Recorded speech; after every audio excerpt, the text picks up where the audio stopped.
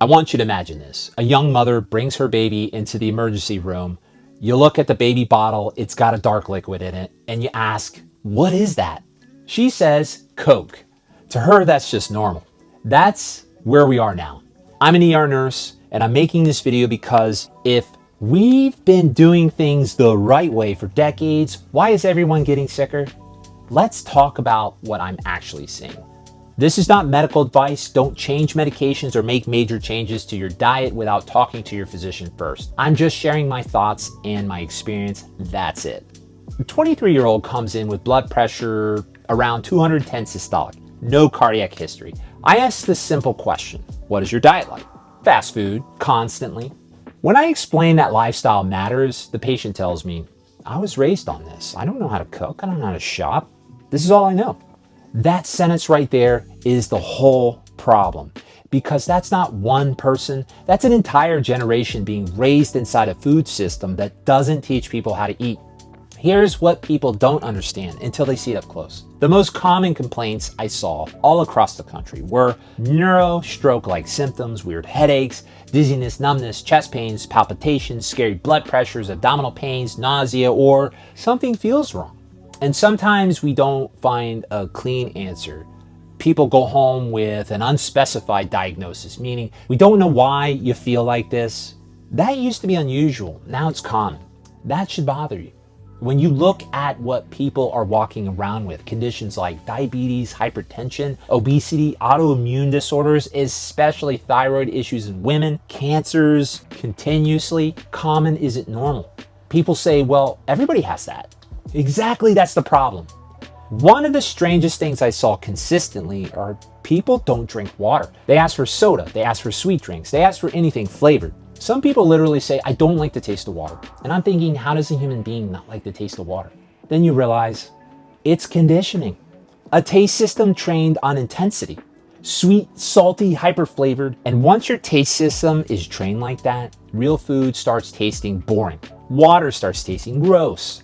And the middle of the store starts feeling normal. A lot of people weren't confused.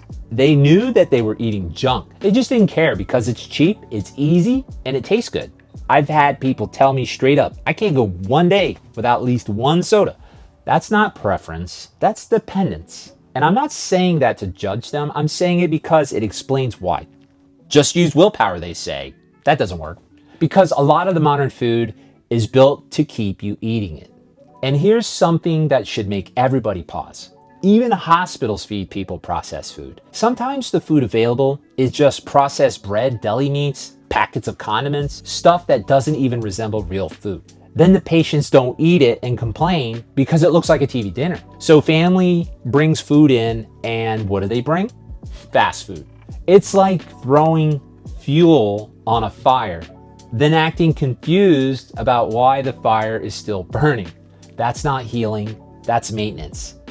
When I started nursing, most patients were 50 and up. But over time, the trend changed, and I started seeing more adolescents and more young adults coming with problems like behavioral crisis, diabetes, obesity, hypertension with meds in their 20s, cholesterol with meds in their 20s. That's not normal. Just pause for a second. Do you know a young person dealing with anxiety or blood pressure issues right now? Let me know in the comments. Just a simple yes or no. Because I'm seeing it everywhere.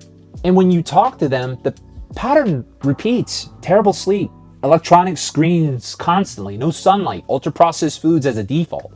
Some were so depressed they wouldn't go outside. Some were so anxious they swung into extreme remedy diets and got worse.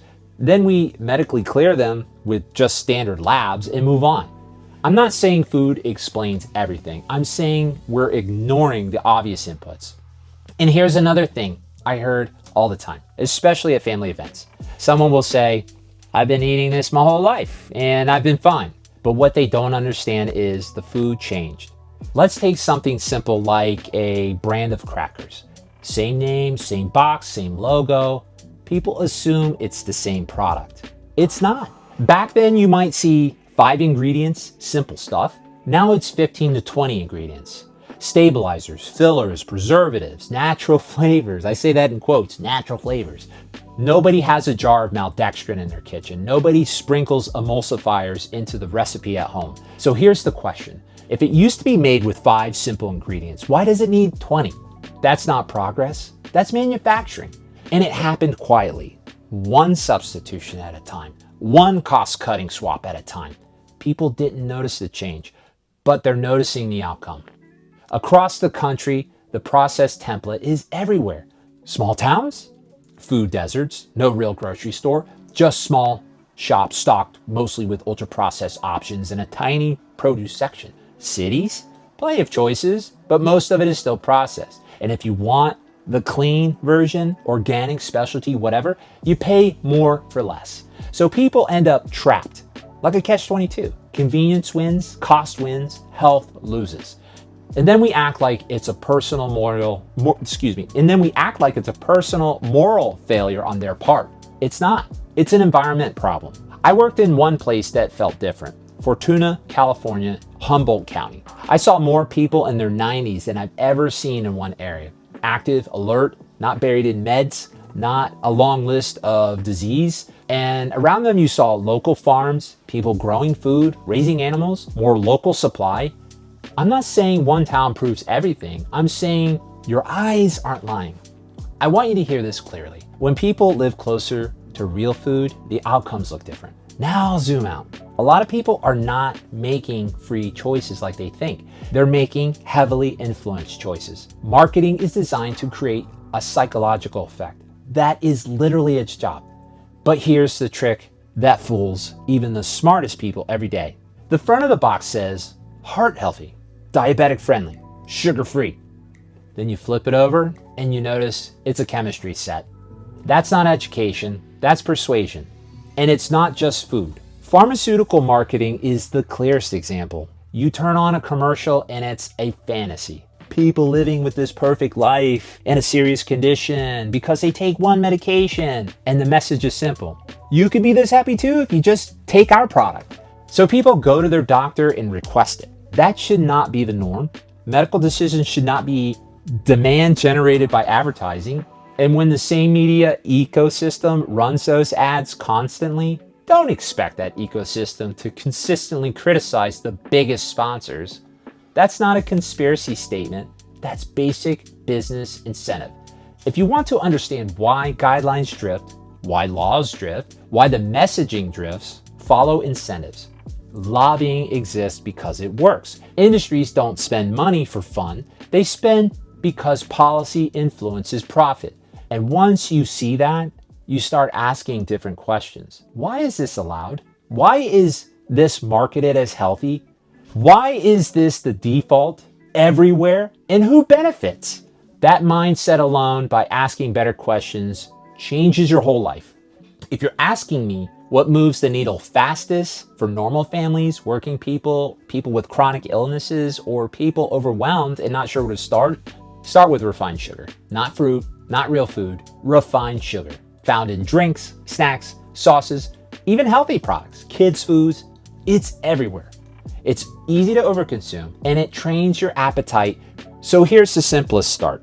For 30 days, cut refined sugars as hard as you can. Drink water like it matters.